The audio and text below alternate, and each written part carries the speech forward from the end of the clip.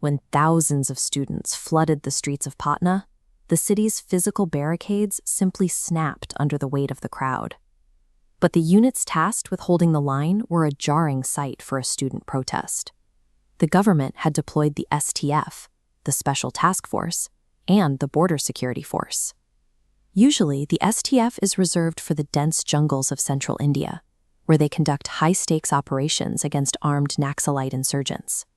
On these streets, they were facing a different kind of target: medical students in lab coats, holding exam papers and cardboard signs.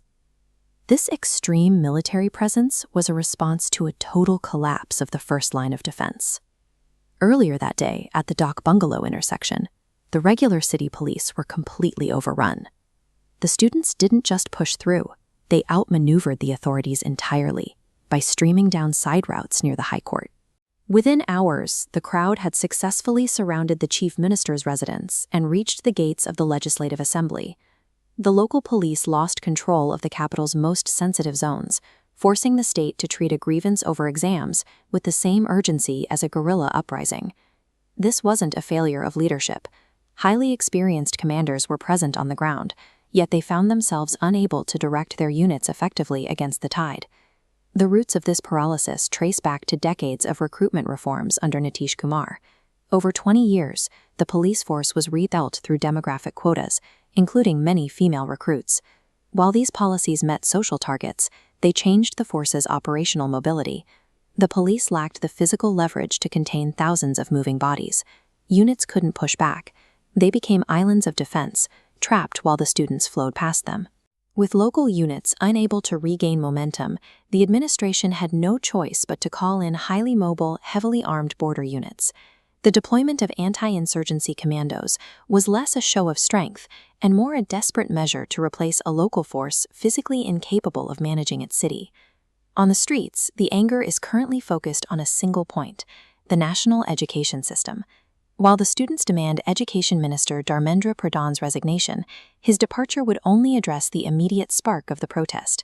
The actual heat comes from 15 years of accumulated economic frustration, fueled by rising prices and education policies that many feel have reached a breaking point.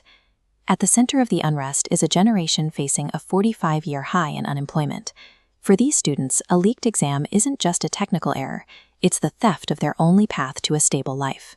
The government's current strategy treats this deep economic desperation as a temporary security problem that can be managed with better crowd control. But addressing an economic crisis with paramilitary gear doesn't solve the underlying pressure. It only delays the next explosion. Patna is more than a regional capital. It has historically served as the starting point for movements that shift the entire country's direction. In 1974, a student protest over these same issues, unemployment and inflation, erupted on these exact streets.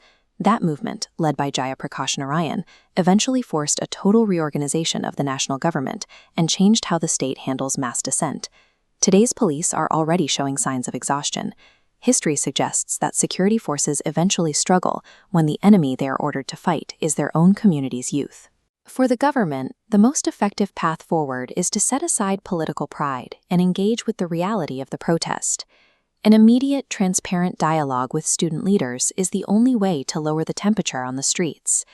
If the state continues to ignore the root causes of this anger, these small-scale clashes in Patna are likely to expand into a much broader national challenge. Bihar is moving again, and as history has shown, when the students of Patna outrun the police, the rest of the country is usually not far behind.